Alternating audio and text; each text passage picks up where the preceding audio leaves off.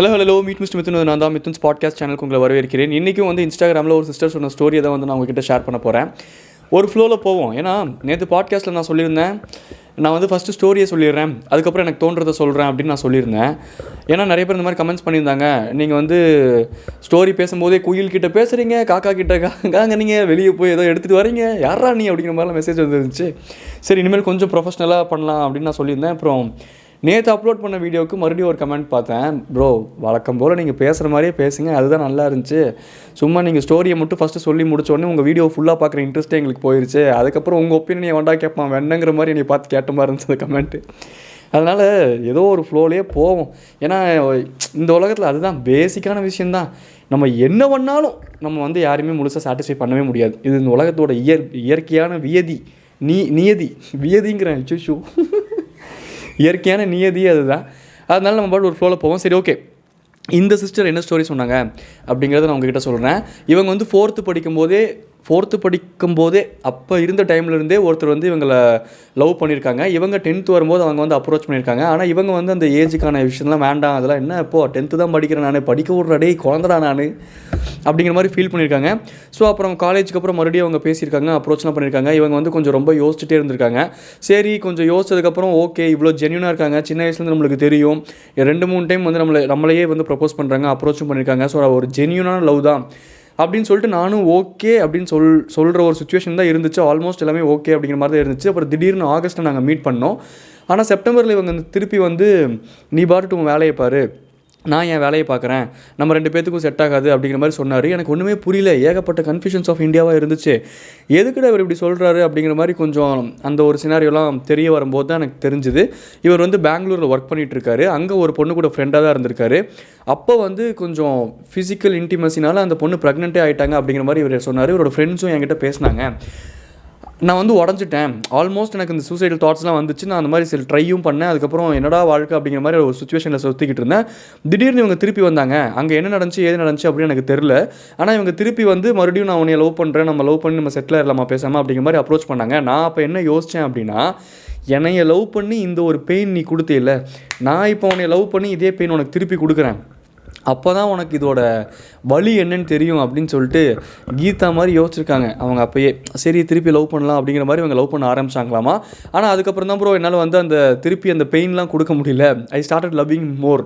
நான் ரொம்பவே அவர் மேலே காதல் வயப்பட்டுட்டேன் அப்படிங்கிற மாதிரி சொல்லியிருக்காங்க. சரின்னு சொல்லிட்டு இவங்க வீட்டிலலாம் போய் சொல்லியிருக்காங்க. இவங்க வீட்டில் வழக்கம் போல தான் அகெயின்ஸ்ட்டு ரயில்வே ஸ்டேஷனுக்குலாம் கூட்டிகிட்டு போய் தண்டவாளத்தில் குதிச்சு நீ இப்போ இங்கேயே இப்போ குதிச்சு நீ சாவற அப்படின்னாங்களாம்மா வீட்டில். என்னடா இது mentality of the parents, be it any thing.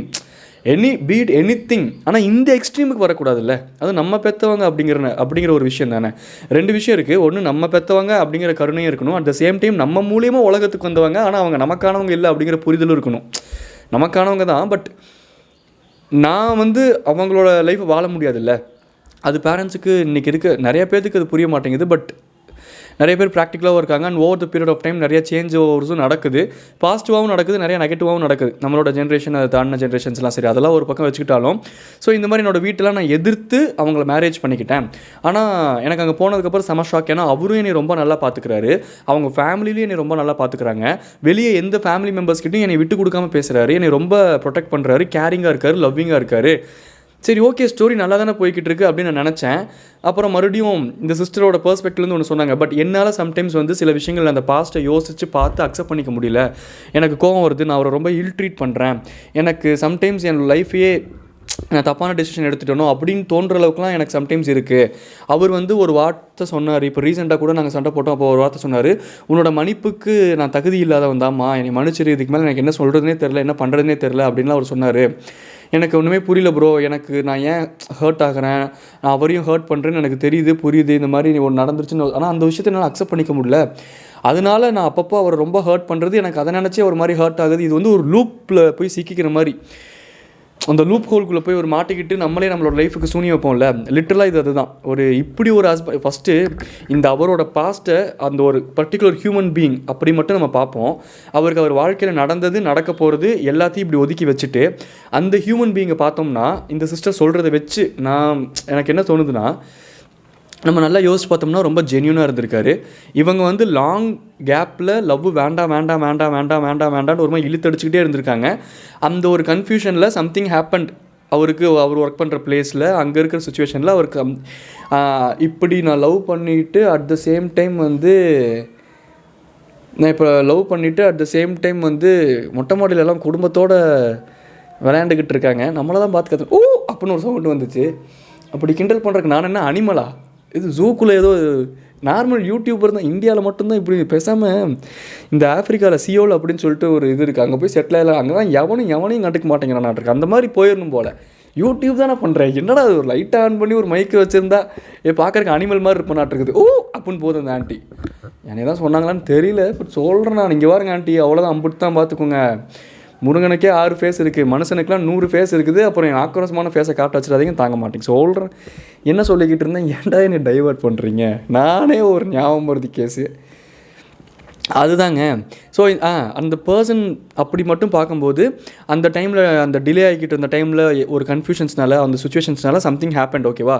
மறுபடியும் இவங்க வந்து அப்ரோச் பண்ணும்போது எல்லாம் ஓகே ஆகுது. அப்படிங்கிற டைமில் இவர் வேண்டான்ட்டு இருக்காரு, ரொம்ப ஜென்யூனாக வேண்டான்ட்டு இருக்கார். ஏன்னா இந்த மாதிரி ஒரு கான்டாக்ட்னால, இந்த மாதிரி ஒரு ப்ரெக்னென்ட்டே ஒரு பொண்ணு ஆகிட்டாங்க அப்படிங்கிறனால அந்த இடத்துலையுமே ஒரு ஜென்யூனான ஸ்டாண்ட் எடுத்திருக்காரு. நமக்கு ஒரு பொண்ணை பிடிச்சிருக்கு, அந்த பொண்ணை பிடிக்கிறதுக்கு முன்னாடி நடந்த ஒரு சுச்சுவேஷனில், ஒரு சூழ்நிலையில் இங்கே ஒரு பொண்ணு, இந்த ஒரு ப்ரெக்னென்ட் பட் பிடிச்ச பொண்ணை கூட விட்டு கொடுத்துட்டு எத்திக்கலாக அவர் ஸ்டாண்ட் பண்ணியிருக்காருல்ல, அதுவே ஒரு மாதிரி ஓகேவாக தான் இருந்துச்சு. இப்போ நீங்கள் யோசிக்கலாம், என்னடா நீ லூஸ் மாதிரி பேசுகிற, இந்த பொண்ணை ஒருத்தன் லவ் பண்ணுறான்னு சொல்கிற, அவனே போய் வேறு அந்த பொண்ணை லவ் பண்ணிக்கிட்டு இருக்கும்போது இது நடக்கலை.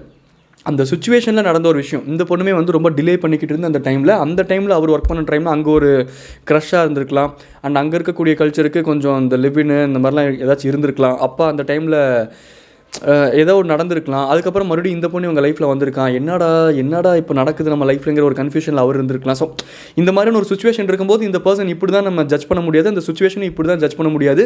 ஸோ இவங்களே இப்படி தான் அப்படின்னு ஒதுக்கி வைக்க முடியாதுல்ல. அப்போ நார்மலாக தானே பேச முடியும். அப்போ நார்மலாக நம்ம பேசும்போது இந்த பொண்ணை ஏமாற்றக்கூடாதுங்கிற ஜென்யூனிட்டியும் இவர்கிட்ட இருந்திருக்கு, அந்த பொண்ணையும் நம்ம கைவிட்டக்கூடாதுங்கிற ஜென்யூனிட்டி இருந்திருக்கு. அண்ட் ஓவராலாக கல்யாணம் பண்ணி உங்களை நல்லாவும் பார்த்துக்கிறாரு. இன்றைக்கெலாம் நான் அப்சர்வ் பண்ணதை வச்சு இன்றைக்கி இருக்க யதார்த்தமான ப்ராக்டிக்கல் ரியாலிட்டி சொல்கிறேன். பீட் போத் த ஜெண்டர், பையனாக இருந்தாலும் சரி பொண்ணாக இருந்தாலும் சரி, இன்றைக்கி நல்ல பையன் நல்ல பொண்ணு அப்படின்னு நம்ம நல்லதுன்னு ஒன்று டேர்ம் பண்ணுறோம்ல, அதுக்குள்ளே என்னெல்லாம் அடங்கும் அப்படின்னா அந்த ஆப்போசிட் செக்ஸ், ஓகேவா, அவங்கள நல்லா பார்த்துக்கிறது, அந்த மனைவியாக இருந்தாங்கன்னா இல்லை கணவனாக இருந்தாங்கன்னா அவங்கள நல்லா பார்த்துக்கிறது, அவங்களுக்குன்னு கேர் பண்ணுறது, எந்த விதமான சுயநலமான ஒரு ஒரு டெசிஷனும் வச்சுக்காமல் அவங்கக்கிட்ட யதார்த்தமாக இருக்கிறது, உண்மையாக இருக்கிறது, அன்பாக இருக்கிறது, அவங்கள விட்டு கொடுக்காமல் பேசுகிறது, குட்டி குட்டி கேர் பண்ணுறது, குட்டி குட்டி சர்ப்ரைஸ் பண்ணுறது, குட்டி குட்டி ரொமான்ஸ், இந்த மாதிரி விஷயங்கள்லாம் பண்ணுறாங்க. He is a family orient guy, he is taking care of me very good, family orient women. இந்த மாதிரிலாம் ஒரு சினேரியோஸ்குள்ளே அவங்க அடங்கும்போது நம்ம பெர்ஸ்பெக்டிவ்லேருந்து இவங்க நல்லவங்க, செட் ஆகிட்டாங்க அப்படிங்கிறது நம்ம நல்ல கப்புள் அப்படி சொல்கிறோம்ல. ஸோ இந்த மாதிரி எல்லா குவாலிட்டியுமே உள்ள ஒரு பர்சனை ஜஸ்ட் பிகாஸ்ன்னு சொல்ல முடியாது. எனக்கு நல்லா புரியும், எனக்கு நல்லா தெரிய வருது, நமக்கு ரொம்ப பிடிச்ச பர்சனோட, அதுவும் நம்மளோட பர்சன், நமக்கு மட்டும்தான்ட்டு இருக்கக்கூடிய ஒரு உறவு வந்து அந்த இடத்துல ஒரு மிஸ்டேக் நடக்குது ஏதோ ஒரு விதத்தில் அப்படின்னா அது ரொம்ப ஹர்ட்ஃபுல்லாக இருக்கும், ரொம்பவே ஹர்ட்ஃபுல்லாக இருக்கும். ஏன் இப்படிவே இருக்குது, ரொம்ப ஹர்ட்ஃபுல்லாக தான் இருக்கும். அது எனக்கு புரியாமலாம் கிடையாது. அது நரகம் தான், ஹெல் தான், லிட்ரலி ஹெல் தான். ஆனால் நான் ரொம்ப கைண்டாக பொலைட்டாக என்ன சொல்கிறேன் அப்படின்னா, அந்த ஒரு விஷயத்தை ஒதுக்கி வச்சு நீங்கள் பார்த்தீங்கன்னா, இப்போ என்னோட பாட்காஸ்ட்டில் நீங்கள் மற்ற ஸ்டோரிஸில் எடுத்து பார்த்தீங்கன்னா, அதில் ஒரு பொண்ணு கசின்னு சொல்லிட்டு ஒருத்தவன்லாம் பொண்ணு மூக்கில் குத்திட்டு போகிறானுங்க. இன்றைக்கி வெளியே வந்து இப்போ அந்த பொண்ணு மூக்கில் குத்திட்டு ஒரு கசின் பொண்ணை அந்த பொண்ணுக்கு ஹெல்ப் பண்ணலன்ட்டு இப்போ மூக்கில் குத்துனவன் தான் வெளியே வந்து அதே இன்ஸ்டாகிராமில் ரிலேஷன்ஷிப் ஸ்டேட்டஸ் வைப்பான். ஸோ இன்றைக்கி இருக்கக்கூடிய ஃபேக்கான வேர்ல்டில் இப்படி ஒரு பர்சன் கிடச்சிருக்காரு அப்படிங்கிறத நீங்கள் நரிஷ் பண்ண ஆரம்பிச்சிங்க அப்படின்னா அவரோட நெகட்டிவிட்டிஸ்லாம் உங்களுக்கு ஆட்டோமேட்டிக்காக ஸ்ட்ரிங்க் ஆக ஆரம்பிச்சிடும். நீங்கள் அந்த நெகட்டிவிட்டிஸை மட்டுமே மைண்டுக்குள்ளே வச்சு அதை மட்டுமே நீங்கள் ப்ளூம் பண்ணிக்கிட்டு இருந்தீங்கன்னா இந்த பாசிட்டிவான விஷயங்கள்லாம் ஸ்ட்ரிங்க் ஆக ஆரம்பிச்சிடும். அவர் மேலே தான் தப்புங்கிற மாதிரி நம்ம விக்டிம் ரோல் எடுத்துக்கிட்டு அவரை ப்ளேம் பண்ணிக்கிட்டே இருப்போம்.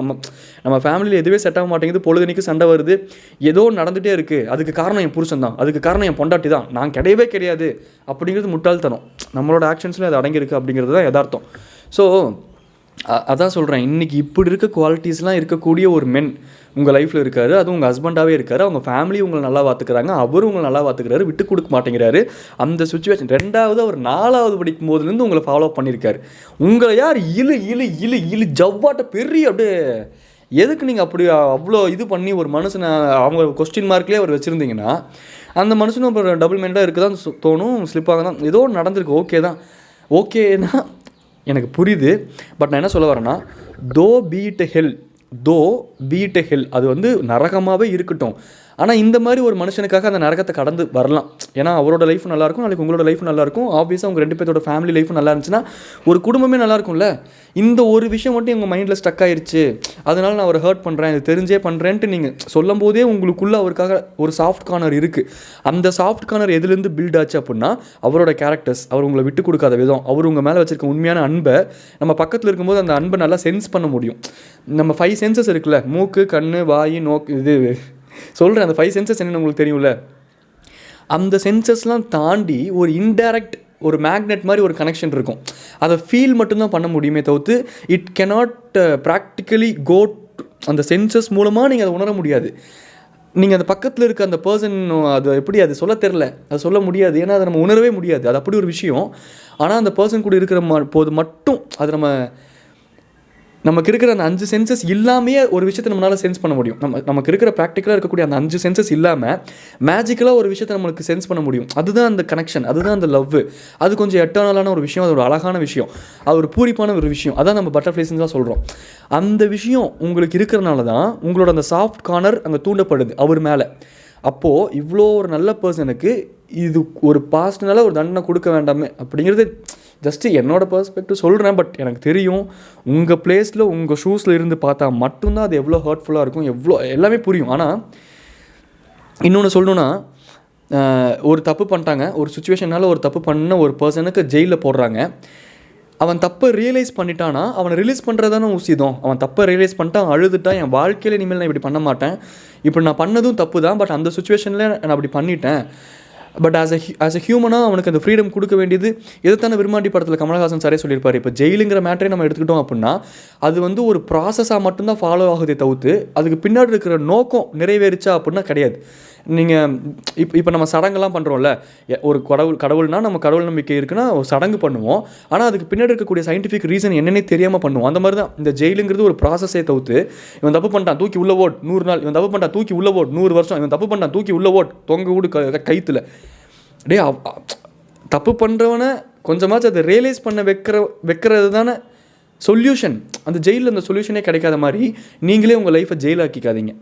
சொல்யூஷனை தேடினீங்க அப்படின்னா கஷ்டம்தான். பட் நான் சொன்ன அந்த ஒரு லைன் தான், நரகம்தான். பட் அந்த நரகத்தை அந்த மனுஷனுக்காக கடந்து வரலாமே, ஏன்னா அது உங்களோட மனுஷன் தானே. ரெண்டாவது அவர் ஜென்யூனாகவும் இருக்கார், உங்கள் சாஃப்ட் கார்னரை ட்ரிகர் பண்ணுறாரு, உங்களை பேம்பர் பண்ணுறாரு, நல்ல இட்ஸ் ஓகே. கஷ்டம் ஒரு புது லைஃப் மாதிரி. அந்த ஒரு பாஸ்ட் செத்துருச்சு எனக்குள்ளே, நான் போதும் அவரை டார்ச்சர் பண்ணி அவரை இம்சை பண்ணி நான் அவரை ரொம்ப ஹர்ட் பண்ணிட்டேன், அதனால் இந்த பாஸ்ட்டை நான் கொண்டுடுறேன், இனிமேல் புதுசாக இருக்கலாம். அப்பப்போ நம்மளுக்கு அது தோணலாம், அது மூலமாக நம்ம அழுகலாம். பட் சில விஷயங்களை நம்ம தனியாக ஹேண்டில் பண்ணிக்கணும். ஏன்னா நம்ம ஆப்போசிட்டில் இருக்கவங்க லவுடு பர்சன்ஸ், அவங்கக்கிட்ட ஒரு எக்ஸ்ட்ரீம் வரைக்கும் கேட்கலாம், அவங்களையும் ஹர்ட் பண்ணலாம். இன்டென்ஷனலாக இல்லை, அன்இன்டென்ஷனலாக கூட அவங்களை திருப்பி அதை கேட்டு கூட ஹர்ட் பண்ணலாம். ஏன்னா நம்மளோட பர்சன் தான், நம்மளோட அந்த வலி வேதனையாக தான் நம்ம அவங்கக்கிட்ட தான் காட்ட முடியும். ஸோ அது தப்பு இல்லை. பட் ஒரு கட்டத்துக்கு மேலே, ஒரு சேச்சுரேஷன் பாயிண்ட்டுக்கு மேலே சில விஷயங்கள் நம்ம தனியாக ஹேண்டில் பண்ணிக்கணும். ஓகே, எனக்கு அது ஞாபகம் வருது தான், நான் இப்போது அவகிட்ட இல்லை அவர்கிட்ட பேசினேன்னா கத்துவேன், கூப்பாடு ஓடுவேன், குட்டிக்காரன் அடிப்பேன், எனக்கு தேவையில்லாத வேலை. கொஞ்சம் let me give my self time, என்னோடய மைண்டு முதல்ல செட்டில் டவுன் ஆகட்டும், அதுக்கப்புறம் அந்த பீஸ் கிட்ட நம்ம பேசுவோன்ட்டு நம்ம வேறு சில ஆக்டிவிட்டீஸ்லாம் ஈடுபட்டு கொஞ்சம் அந்த கோவம் தண்ணீர் வரைக்கும் நம்ம, அது கஷ்டம்தான். இது வந்து ஒரு ஆர்ட் மாதிரி, இதை மாஸ்டர் பண்ணுறது ரொம்பவே கஷ்டம். நானே இதெல்லாம் இப்போ ரீசெண்டாக இதெல்லாம் எனக்கே இப்போ தான் இதெல்லாம் தோணுது. அந்த மாஸ்டர் பண்ணுறது ரொம்ப கஷ்டம். பட் யாருக்காக பண்ணுறோம்? நம்ம பர்சன்ஸ்க்காக பண்ணுறோம். ஸோ இது மட்டும் கொஞ்சம் ஃபாலோ பண்ணி ப்ராக்டிஸ் பண்ணோன்னா ஒரு கட்டத்தில் நம்மளுக்கு கோவம் வருது, அவன் பாஸ்ட் இருக்குது, அதை வச்சு நம்ம அவங்கள கத்தி திட்டி கூப்பாடு போட போகிறோம் அப்படிங்கிற சினாரியாவும் கட்டாகும். உங்களோட கோவத்தையும் நீங்கள் ஹேண்டில் பண்ணலாம். அது மூலமாக நீங்கள் உங்களோட தனிப்பட்ட ஸ்பேஸில் இருந்துட்டு உங்கள் மனசு நிதானமானதுக்கப்புறம் மறுபடியும் நீங்கள் அந்த பீஸை பார்த்தீங்க அப்படின்னா உங்களுக்கு அந்த லவ்வும் கனெக்ஷன் மட்டும்தான் இருக்கும். அந்த இடத்துல கோவம் தணிஞ்சிருக்கும். அந்த இடத்துல உடனே நம்ம கோவத்துக்கு இம்பார்ட்டன்ஸ் கொடுத்து ரியாக்ட் பண்ணிட்டோம் அப்படின்னா அங்கே லவ்வும் தணிஞ்சு போயிடும், பஞ்சம் அணைஞ்சு போயிடும், அவ்வளோதான், வாழ்க்கையும் நனைஞ்சு போயிடும். ஃப்ளோவில் வருது அப்படியே. டாடா பாய் சொல்லிக்கணும். நாங்கள் மீட் மிஸ்டர் மிதுன், டாடா பாய்.